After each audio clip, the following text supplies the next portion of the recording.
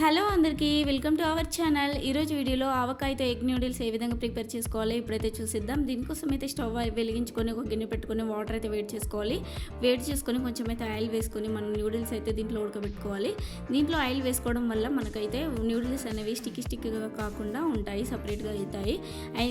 ఈ విధంగా 75% మంచిగా ఉడికిన తర్వాత దీని నుండి అయితే సపరేట్ చేసుకొని వేరే గిన్నెలో వేసుకొని కొన్ని కోల్డ్ వాటర్ అయితే వేసుకోవాలండి. చల్లనీళ్ళు వేసుకోవడం వల్ల వేసుకొని చక్కగా వాష్ చేసుకోవాలి. ఇలా వాష్ చేసుకోవడం వల్ల 2 times ఇలా వాష్ చేసుకోవాలి. చల్లనీళ్ళలో ఇలా వాష్ చేసుకోవడం వల్ల మంచిగా సపరేట్గా అవుతాయి నూడిల్స్ అనేవి. ఇలా సపరేట్ చేసుకొని ఒక గిన్నెలోకి అయితే తీసుకోవాలి. ఈ విధంగా స్ట్రైనర్తో వాటర్ని పోయేలా తీసేసుకొని పక్కన పెట్టుకోవాలి. ఇప్పుడు ఈ నూడిల్స్తో ఎగ్ నూడిల్స్ అయినా, చికెన్ నూడిల్స్ అయినా, వెజ్ నూడిల్స్ అయినా ఏవైనా తయారు చేసుకోవచ్చు. ఇప్పుడైతే మనం ఒక స్టవ్ మీద ఒక కడాయి పెట్టుకొని ఆయిల్ వేసుకొని దీంట్లో మనకు ఎగ్స్ అయితే వేసుకోవాలండి. ఈ 3 eggs అయితే వేసుకుంటున్నాను నేను. 3 eggs ఈ విధంగా వేసుకొని ఆమ్లెట్ అయితే వేసుకోవాలి. ఈ విధంగా ఆమ్లెట్ స్ట్రక్చర్ వచ్చిన తర్వాత దీన్ని సపరేట్గా ముక్కలుగా అయితే కట్ చేసుకోవాలి. ఈ విధంగా ముక్కలుగా కట్ చేసుకున్న తర్వాత మనకు కావాల్సిన వెజిటేబుల్స్ ఏవి ఉంటే అవి అయితే వేసుకోవాలి. నేను క్యారెట్, ఆనియన్స్ అండ్ గార్లిక్ కూడా వేసేసాను.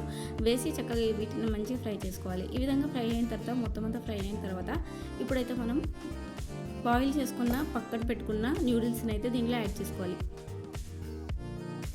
యాడ్ చేసుకొని చక్కగా కలుపుకోవాలి. కలుపుకున్న తర్వాత మనమైతే ఆవకాయ కూడా దీంట్లో యాడ్ చేసుకోవాలండి. ఇది ఎక్కువ గ్రేవీతోనే ఉన్న ఒక గ్రేవీని అయితే ఎక్కువ వేసుకోవాలి. దీంట్లో వేసుకొని మనకి ఎంత కావాలంటే అంత స్పైసీనెస్ కోసం అయితే యాడ్ చేసుకోవచ్చు. నేనైతే ఒక టేబుల్ స్పూన్ అయితే ఆవకాయ అయితే యాడ్ చేశాను.